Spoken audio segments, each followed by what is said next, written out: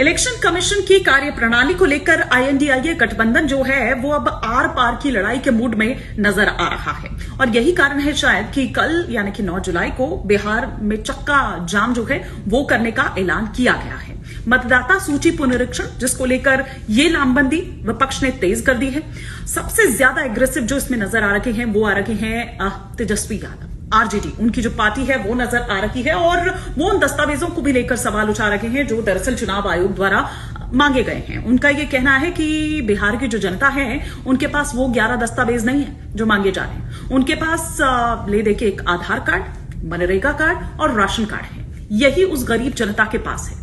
तो तेजस्वी यादव पूरी तैयारी के साथ नजर आ रहे हैं और यही कारण है कि उन्हीं के आह्वान पर दरअसल ये पूरी तैयारी की गई है और बिहार का हर जिला इसी तरह से नजर आएगा। प्रदर्शन वहां पर किए जाएंगे और इसमें उनका साथ देने के लिए राहुल गांधी की अगर बात करें तो वो भी वहां पर उनका साथ देने के लिए पहुंचेंगे, जहां पे नए श्रम संहिता और बिहार में चल रहा जो स्पेशल इंटेंसिव जो रिवीजन है ऑफ इलेक्टोरल रोल्स वहां पर वो नजर आएंगे। ये विशेष मतदाता सूची पुनरीक्षण जिसके खिलाफ आयोजित चक्का जाम आंदोलन में शामिल होंगे।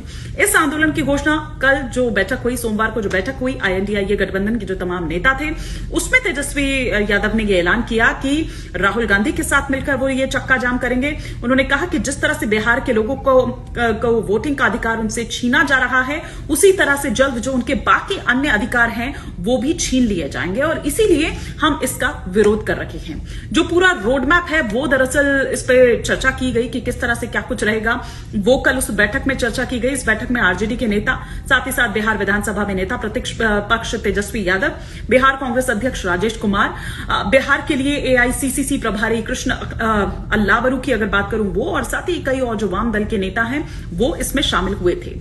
यहां पर यह बताया गया कि क्या रूट रहने वाला है। निर्वाचन आयोग का जो कार्यालय है वहां तक ये मार्च किया जाएगा और ये आंदोलन पूरे बिहार में आयोजित किया जाएगा, हर जिले में ये होगा।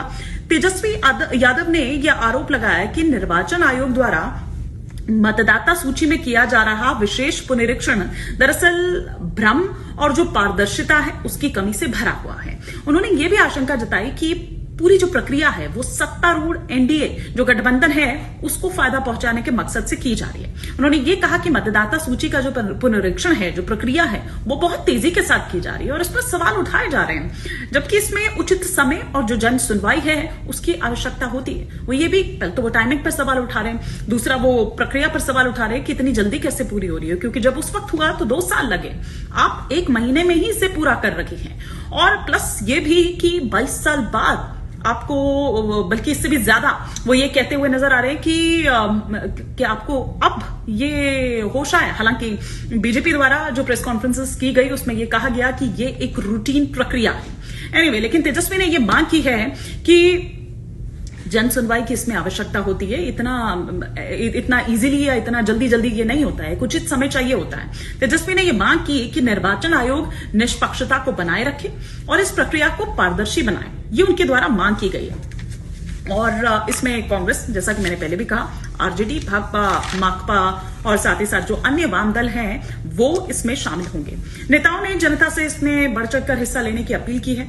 इसमें आरजेडी सांसद मनोज झा और साथ ही साथ टीएमसी सांसद महुआ मोइत्रा की अगर बात करें तो उन सहित कई और राजनीतिक दल जो पहले ही सुप्रीम कोर्ट में इस पर याचिका दायर कर चुके हैं, अर्जी लगा चुके हैं। उनका यह मानना है कि चुनाव आयोग का फैसला मनमाना है। बहुसंख्यक मतदाता जो हैं उनको मताधिकार से वंचित किया जा सकता है इसके द्वारा। अब सुप्रीम कोर्ट की जहां तक बात है तो इस चक्का जाम के ठीक 1 दिन बाद यानी कि 10 जुलाई को इस पर सुनवाई करेगा। तो देखना यह होगा कि क्या कुछ उस सुनवाई में रहता है। लेकिन सवाल विपक्ष की इस लामबंदी को लेकर, इस प्रदर्शन को लेकर भी उठाए जा रहे हैं कि जब मामला कोर्ट में है 10 तारीख को, यानी कि उसके अगले ही दिन जब कोर्ट को सुनवाई करनी है, तो ऐसे में ये चक्का जाम करना कितना सही है।